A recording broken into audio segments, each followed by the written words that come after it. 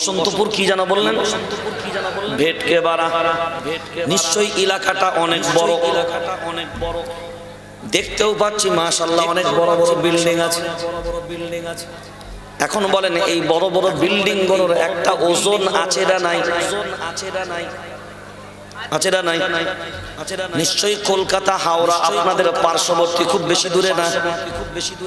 কলকাতা শহরগুলো যখন গেছেন, হাওড়া শহর যখন গেছেন, বিবেক দিয়ে ভাবনা চিন্তা করে বলেন কত বড় বড় ইমারত বিল্ডিং গুলো দাঁড়ানো আছে। এই যে বড় বড় বিল্ডিং গুলো কার উপরে দাঁড়ানো? সবাই বলেন, জমিনের উপরে, অর্থাৎ এই মাটির উপরে। কার উপরে? মাটির উপরে। এত বিশাল বিশাল বিল্ডিং গুলো এই মাটি ধারণ করে রেখেছে, এই মাটির উপরে দণ্ডায়মান। এখন বলেন এইগুলার ওজন কত হতে পারে? এখন কলকাতা শহরটা একটা নয়, হাওড়া শহরটা একটা নয়, বর্ধমান শহরটা একটা নয়, সারা পশ্চিম বাংলার বিল্ডিং বালাখানা যা আছে, দিল্লির শহরের ওজন, মুম্বাই শহরের ওজন, আহমেদাবাদ শহরের ওজন, সারা ভারতবর্ষের টোটাল বিল্ডিং গুলোর ওজন। শুধু ভারতবর্ষ একটা দেশ না, আমেরিকা বলেন, জার্মান বলেন, জাপান বলেন, সৌদি বলেন, মালয়েশিয়া বলেন, ইন্দোনেশিয়া বলেন, ইরাক বলেন, ইরান বলেন, ফিলিস্তিন বলেন, সারা দুনিয়ার সব বিল্ডিং গুলো শূন্যে না জমিনের উপরে? সবাই বলেন। হ্যাঁ, কোরআন বুঝতে গেলে এই জিনিসটা প্রথমে বোঝা লাগবে, শূন্যে নাই, সব জমিনের উপরে। এখন চিন্তা করে দেখেন এই জমিনের শক্তি কত। এই পৃথিবীর মানচিত্রে সব ওজনগুলো, এই মানুষগুলো চলাফেরা করে এই জমিনের উপরে, মানুষগুলো চলাফেরা করে এই জমিনের উপরে।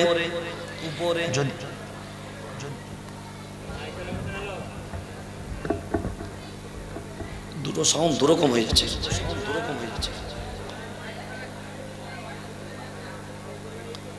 ভাই যদি দুটোই অসুবিধা হয় আপনি একটাতে করে দেন, একটা সরিয়ে দেন, তাহলে আমি একটাতেই ব্যালেন্স রাখতে পারবো। যখন এদিকে ঝুঁকছি ক্যাক করে উঠছি, এইদিকে যাচ্ছে আর খুঁজেই পাচ্ছি না। আপনারা যদি একটাতে করেন তাহলে একটাতে করে দেন, আর যদি দুটো ব্যালেন্স রাখতে পারেন তাহলে দুটোতে দেন। হ্যাঁ, এটাতে করে দেন, তাহলে এটাকে সরিয়ে দেন, অসুবিধা নেই। বুঝতে পেরেছেন? হ্যাঁ, দুটো সাউন্ডকে এক জায়গায় করে দেন,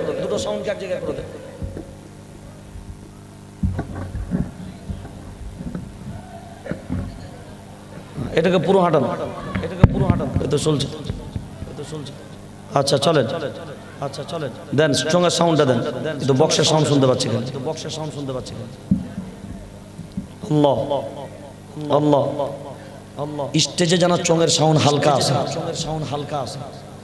আল্লাহ আল্লাহ আল্লাহ আল্লাহ আল্লাহ আল্লাহ আল্লাহ। তাহলে এবার বলেন দুনিয়ার জমিনের এই ওজন গুণ কত হতে পারে? হিসাব করে পাওয়া যাবে। Million million million million million million million ton ton ওজন এই দুনিয়ার মাটি ভূপৃষ্ঠের উপরে আছে, এগুলো বহন করার ক্ষমতা রাখে। কারণ আল্লাহ কোরআনুল কারীমের ভিতরে বললেন, সূরার নাম সূরা নাবা 30 নম্বর পারা, আলাম নাজআলিল আরদা বিহাদা ওয়াল জিবালা আওতাদা ওয়া খালাকনাকুম আজওয়াজা। আল্লাহু আকবার বলেন। এখন আল্লাহু আকবারের ধ্বনি বেরোচ্ছে না? কিছুক্ষণ আগে তো বেশ নারায়ে তাকবীর আওয়াজ খুব ভালোই হচ্ছিল, বিল্ডিং উপরে পড়ার খাট। এখন কোরআন শোনার পরে এই আওয়াজ নেই কেন? সিংহের সন্তানের মতন আওয়াজ দিয়ে বলেন আল্লাহু আকবার। আল্লাহ নিজে বলেন, শুনে রেখে দাও, এই জমিনকে আমি আল্লাহ তোমাদের জন্য বিছানা বানিয়ে দিয়েছি। এই জমিন যাতে নড়াচড়া না করে, ওই জন্য আমি আল্লাহ পাহাড়গুলো দিয়ে গেড়ে দিয়েছি প্রেকের মতো। আর বিশ্বের সব মাখলুককে আমি আল্লাহ জোড়া জোড়া বানিয়েছি। এই জমিন টন টন হাজার হাজার লক্ষ লক্ষ মিলিয়ন টন এই জমিন বহন করার ক্ষমতা রাখে, কিন্তু কোরআনুল কারীম ঘোষণা দিয়েছেন 22 নম্বর পারা 6 নম্বর সাফার ভিতরে আল্লাহ বলেন, ইন্না আরাদনাল আমানাতা আলাস সামাওয়াতি ওয়াল আরদ ওয়াল জিবালি ফাআবাইনা আন ইয়াহমিলনাহা ওয়া আশফাকনা মিনহা ওয়া হামালাহাল ইনসান। সাউন্ড আবার কমে গেল কেন? কিছু ডিস্টার্ব হচ্ছে মনে হয়, না না এর সাথে কি সাথে কোন একটা সমস্যা হচ্ছে। ঠিক আছে।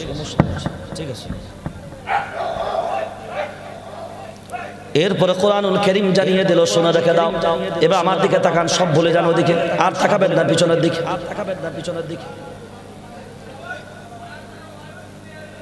এইটার নাম কেউ বলতে পারেন? সবাই বলেন না। কে বলেছে? বলেন না।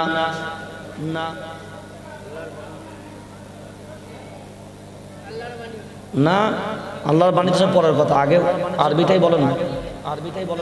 এর নাম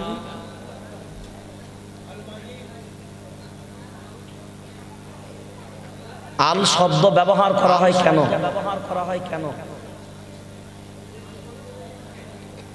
আল শব্দ মানে নির্দিষ্ট হয়ে যাবে। আল কোরআন মানে হলো কোরআন কি, এই টি শব্দটা লেগে যায়। কোরআন বলে কোনো শব্দ নাই, বলেন কোরআন বলে কোনো শব্দ নাই, কোরআন বলে নাই, কোরআন বলেন, কোরআন। হ্যাঁ, কোরআন বলবেন না কেউ, আসতে কোরআন, কোরআন হবে না। কোরআন শব্দটা সম্পূর্ণ ভুল। কি বলবো? কোরআন। কোরআন মানে দেখেন, যদি বাংলাতে বানান করেন তো কি হবে? কয় বয় হস্যু র, রয় হস্যন্ত দিবেন কোর, তারপরে হবে আ দুমতন্ন আন। আর যদি আপনারা যেটা বলছেন কোরআন, তার মানে কি হবে? কয় হস্যু রয় আকার দুমতন্ন, তাই তো? তাহলে মাঝখান থেকে আটা চলে গেল না?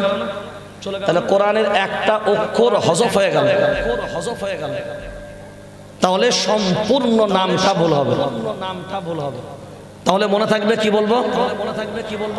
কোরআন।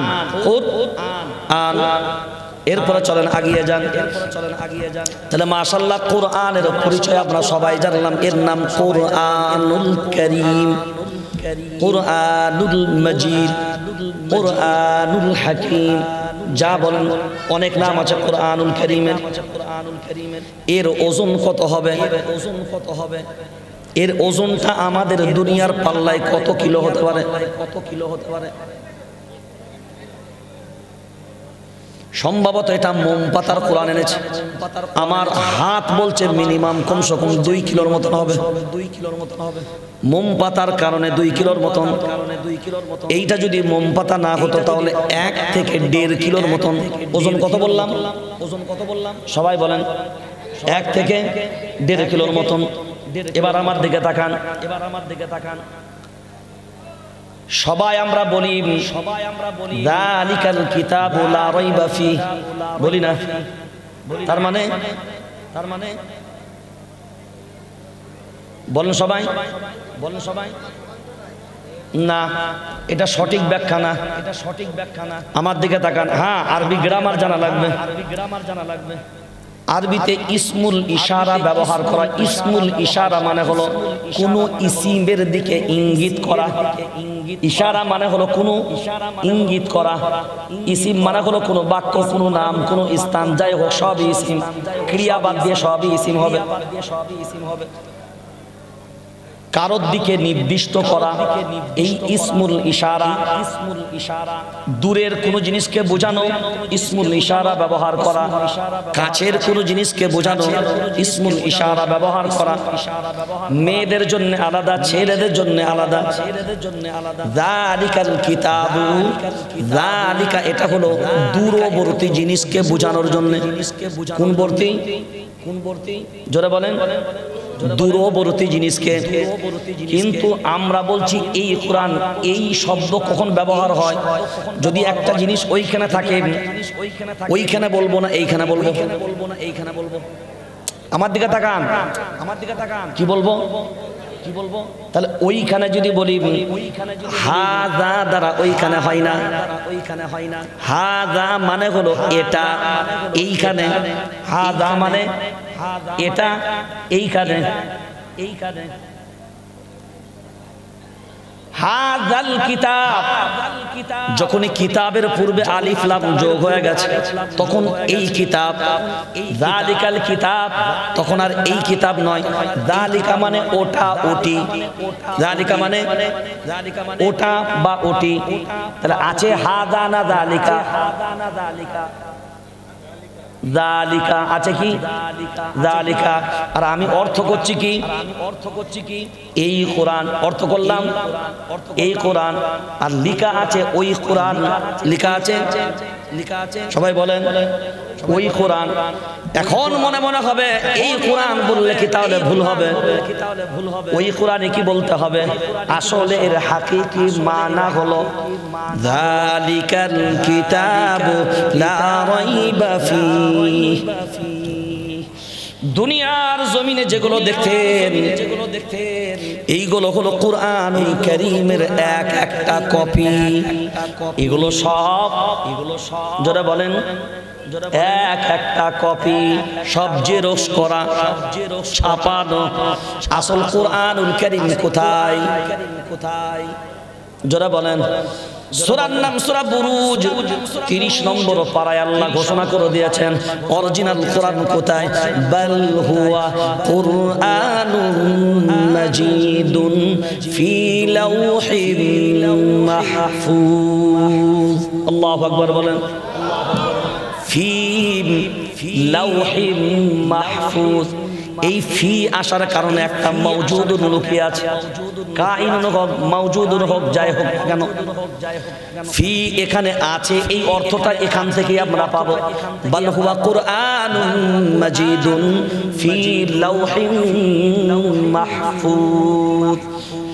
ওই যে যালিকাল কিতাবু মানে এই কিতাব না, ওই কিতাব, ওই কিতাব, ওই কিতাব যেটা লাওহে মাহফুজের ভিতরে সংরক্ষিত আছে। ওই কিতাবের ভিতরে কোনো সন্দেহ নাই। এখন ওই কিতাবটাই জেরক্স কপি হলো এই গণ, পণ্ডলিপি হলো এই গণ। ওই জন্যই বলি আমরা এই কিতাব, এই কিতাব মানার দিক দিয়ে কোনো পরিবর্তন হবে না, কিন্তু হাকিকি মানা হলো আসল টার্গেট এই কিতাব না ওই কিতাব।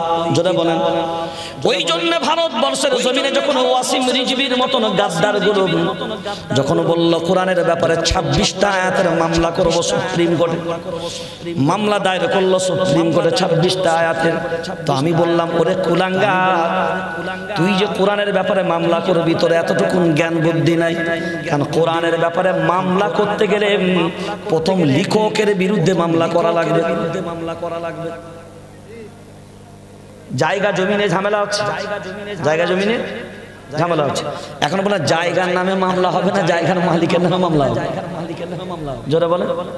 তো তোমার যদি মনে হয় কোরআন নিয়ে ঝামেলা হচ্ছে, এই আয়াতগুলো ঝামেলা করছে, তাহলে তো কোরআনের মালিকের নামটা আগে মামলায় লিখতে হবে। তুমি এফআইআর তো আর কিতাবের নামে লিখতে পারো না, কারণ কিতাব তো জেল খাটবে না, কিতাব তো রিমান্ডে যাবে না, কিতাব তো আপনার কাঠগড়ায় উঠবে না। তাই বললাম গাধা খুঁজে নিয়ে আয় যে দুনিয়ার জমিনে প্রথম এর লেখক কোথায় পাওয়া যাবে।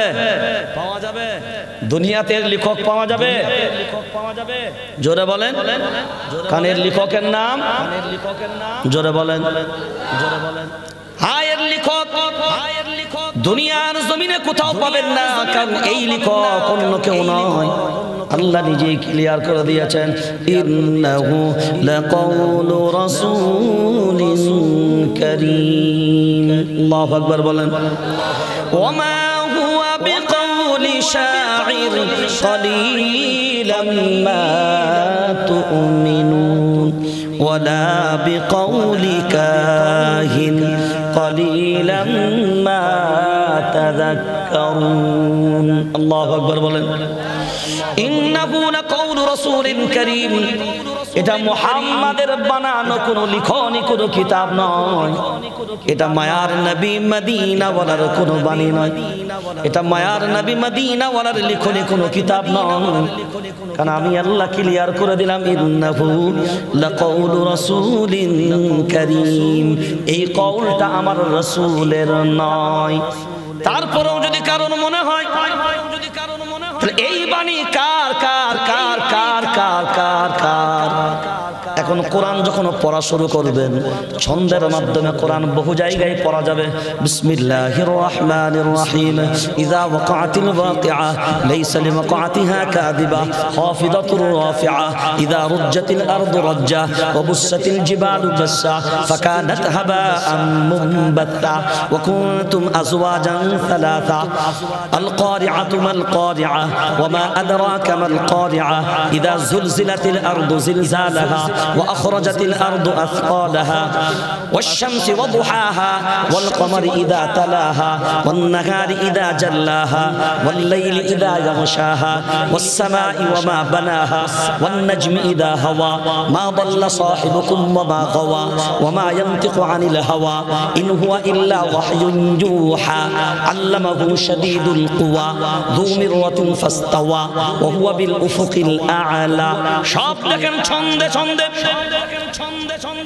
মানুষের ধারণা হতে পারে মুহাম্মদ সাল্লাল্লাহু আলাইহি ওয়াসাল্লামের যদি বাণী না হয়, তাহলে এ বাণী যখন ছন্দে ছন্দে ছন্দে ছন্দে ছন্দে ছন্দে গদ্যে গদ্যে গদ্যে গদ্যে যখন এস, তাহলে নিশ্চয়ই দুনিয়ার কোন কবি এই কিতাব রচনা করেছে। কোরআনুল কারীম নিজে জবাব দেয়,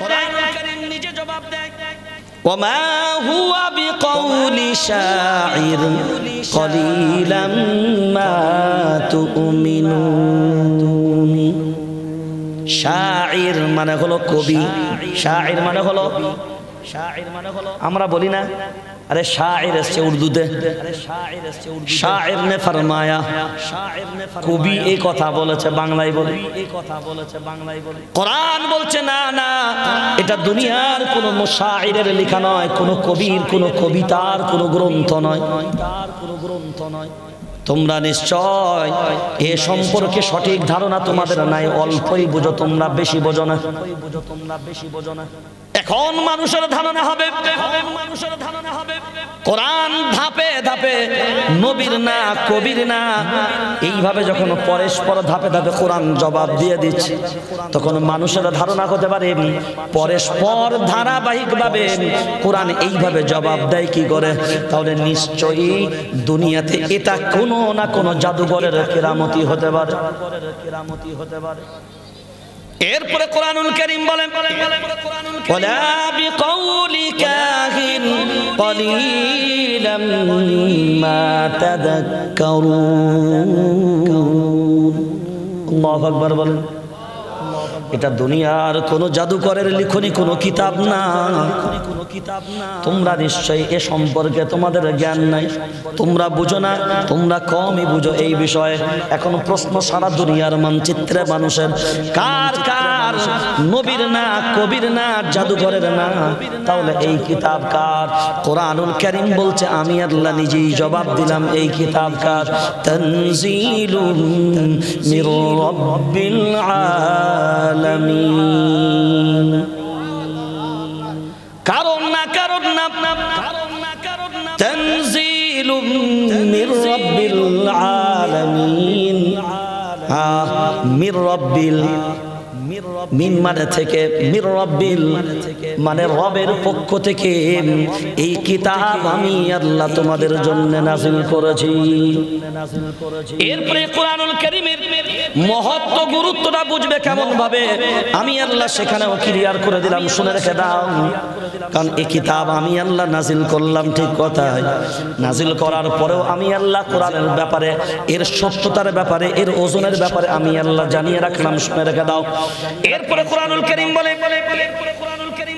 ওয়ালাউ তাকাওয়ালা আলাইনা বা'দাল আকাবিল لأخذنا منه باليمين ثم لقطعنا منه الوتين।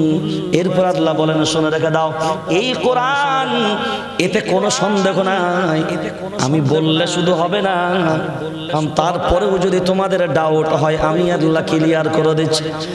ওয়ালাউ তাকাওয়ালা আলাইনা বা'দাল আকাবিল, এই কিতাবের ভিতরে যদি আমার রাসূল, আমার নবী, আমার পয়গম্বর, আমার হাবিব যদি এই কিতাবের ভিতরে কোনো কথা যদি বাড়তি ঢুকিয়ে দিত, আবার যদি নবী কোনো কথা এই কোরআন থেকে সরিয়ে দিত, ওয়ালাউ তাকাওয়ালা আলাইনা বা'দাল আকাবিল, যদি সংযোজন এবং বিয়োজন করত, আমি কোরআনুল কারীম জানিয়ে দিলাম, লাআখাযনা মিনহু বিল ইয়ামিন, আমি আল্লাহ তার ডান হাতকে চেপে ধরতাম।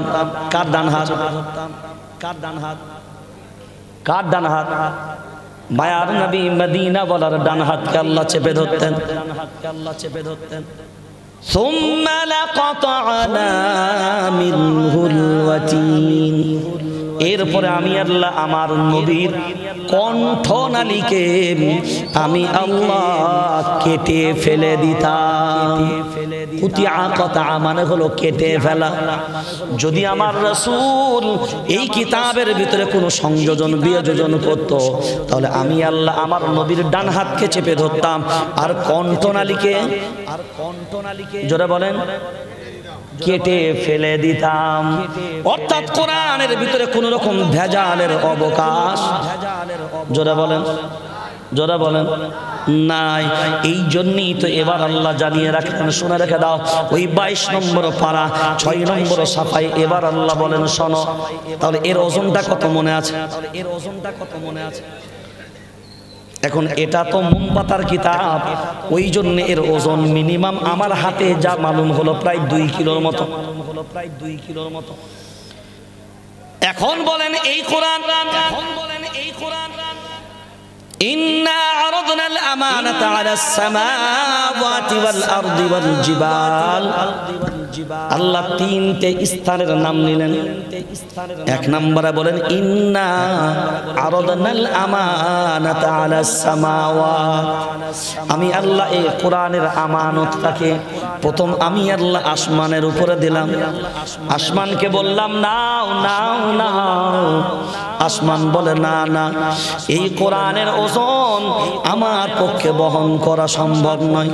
এ কোরআন আমার উপরে যদি নাজিল করা হয়, এ কোরআন যদি আমার উপরে থাকে অবতীর্ণ হয়, আমি আসমান থাকবো না, আমি আসমান চূর্ণ বিচূর্ণ হয়ে যাব। এর ওজন আমার পক্ষে বহন করা সম্ভব নয়। আসমান বলে আমি পারবো না। ইন্না আরাদনাল আমানাতা আলাস সামাওয়াত ওয়াল আরদ, ওয়াল আরদ মানে হলো দুনিয়া, এই পৃথিবীটাকে আরদ বলা হয়, এই জমিনকে আরদ বলা হয়, কিন্তু মাটিকে আলাদাভাবে তুরাব বলা হয়। তুরাব মানে হলো মাটি, কিন্তু আরদ মানে হলো এই জমিন। এরপর জমিনকে বলে, তাহলে তোমার উপরে নাজিল করা হবে। জমিন বলে না না, দুনিয়ার সব বিল্ডিং বালাখানা গোনা আমি ওজন বহন করতে পারবো। এখন বলেন দুনিয়ার বিল্ডিং বালাখানা গোনা এত লক্ষ লক্ষ কোটি কোটি মানুষের সমাগম, এদের ওজন লোহা লাকড় ইস্পাত পানি যা কিছু আছে, পুকুর খাল বিল নদ নদী সবই তো পানির আপনার মাটির উপরে, এত সব ওজন বহন করা সম্ভব। শুধুমাত্র ওজন বহন করা সম্ভব নয়, কোনটা? জোরে বলেন, কোরআনুল কারীম। এবার বলেন 2 কিলো ওজন, 1 থেকে 1.5 কিলো ওজন। আসমান বলে আমি নিতে পারবো না। লাউ আনজালনা হাযাল কুরআনা আলা জাবালিন লারাআইতাহু খাশিআম মুতাসাদ্দিআম মিন খাশিয়াতিল্লাহ। ভিন্ন জায়গাতে এবার আল্লাহ জানিয়ে রাখলেন, শুনে রেখে দাও, এখানে আসমান হয়ে গেল। জমিনকে আল্লাহ বলেন, জমিনও বলেন পারবো না। এরপরে আল্লাহ বলেন, আসমান যখন নিবি না, জমিন যখন পারবি না, এরপরে আল্লাহ দিলেন পাহাড়ের উপরে নাজিল করার দায়িত্ব। যে পাহাড় সব হয় পাথরের না মাটির, শক্ত না নরম, বিশাল বিশাল পাহাড়, বিশাল বিশাল পাহাড়। আফগানিস্তানের তুরাবুরা পাহাড় যেটা পাওয়া যায়, আমরা শুনেছি এই তুরাবুরা পাহাড় এলাকাগুলো প্রায় হাজার হাজার কিলোমিটার এলাকা হলো এই পাহাড়। এত বিশাল পাহাড় হবার পর আল্লাহ বলেন, এই 2 কিলো 1.5 কিলো 1 কিলো ওজনের কোরআনটা তাহলে পাহাড় তুমি নাও। ওয়াল জিবালি ফাআবাইনা আন ইয়াহমিলনাহা ওয়া আশফাকনা মিনহা। যেমনি পাহাড়কে বলেন এই 1.5 কিলো কোরআনের ওজন তাহলে তোমরা বহন করো, আমি আল্লাহ নাজিল করি। পাহাড় বলে না না, লাউ আনজালনা হাযাল কুরআনা আলা জাবালিন লারাআইতাহু খাশিআম মুতাসাদ্দিআম মিন খাশিয়াতিল্লাহ। পাহাড় বলে না না, এই কোরআন যদি আমার উপরে নাজিল করা হয়, আমি পাহাড় চূর্ণ বিচূর্ণ হয়ে যাব, কারণ আমি আল্লাহর ভয়ে থরথর থরথর করে কাঁপা শুরু করুন।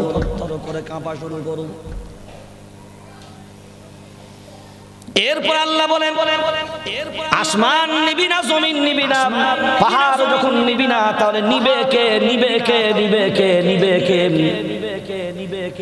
এখন বলেন আসমান নিল না, আসমানের ক্ষমতা কত? জমিন নিল না, জমিনের ক্ষমতা কত? আসমানের জমিনের ক্ষমতা কিছুটা বললাম, পাহাড়ের ক্ষমতাও কিছুটা বললাম, আসমানের ক্ষমতাটাও কিছুটা জেনে নেওয়া দরকার, তাহলে কোরআনের সম্মানটা আরো বুঝতে পারবো। এই যে আসমান প্রথমে আমরা দেখেন, এই যে আসমান, এটা খুঁটি আছে, জোরা বলেন, হাওড়া ব্রিজ আছে না? হাওড়া ব্রিজ আছে, আচ্ছা, হাওড়া ব্রিজটা পৃথিবীতে যত ব্রিজ আছে, ওই আশ্চর্য ব্রিজের মধ্যে কি হাওড়া ব্রিজ পড়ে? কেন? জোরে বলেন। খুঁটি নাই, খুঁটি নাই মানে মাঝখানে খুঁটি নাই, কিন্তু 2 দিকে যেটা আছে ও তো জমদুদের মতন খাড়া করা আছে। খুঁটি কোথায় নেই? মাঝখানে নাই। ওই যে ব্রিজের উপরে ছোট ছোট বিম আছে না? কটা বিম?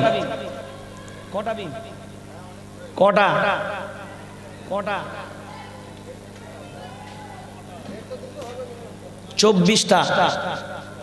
কয়টা করে আছে? এইদিকে 24টা, ওইদিকে 24টা। হ্যাঁ, শুধু কোরআন পড়লে হয় না, হাওড়া ব্রিজ ঘুরলে হয় না। তো এর নিচেই কোনো বিম নাই, যার কারণে আমরা এটাকে আশ্চর্য ব্রিজের ভিতরে একটা ব্রিজ ধরি, তাই না? এখন বলে এত সুবিশাল আসমান, দুনিয়াতে কোথাও এর একটা খুঁটি পাওয়া গেছে? সৌদিতে মনে হয় 2টো আছে নাকি? ইরাকে, দুনিয়াতে কোথাও আছে? তাহলে বিনা খুঁটিতে নাকি? কথা বলো, তাহলে তো বিনা খুঁটিতে, একটা খুঁটিও তো নেই। তাহলে আসমান খুঁটিবিহীন না খুঁটিওয়ালা? খাতায় নোট করুন, কে বলেছে? আসমানের খুঁটি আছে, বলেন। আসমানের খুঁটি আছে। আসমানের খুঁটি দেখতে গেলে ওই চোখে দেখা যাবে না, কোরআনের চোখে দেখতে হবে।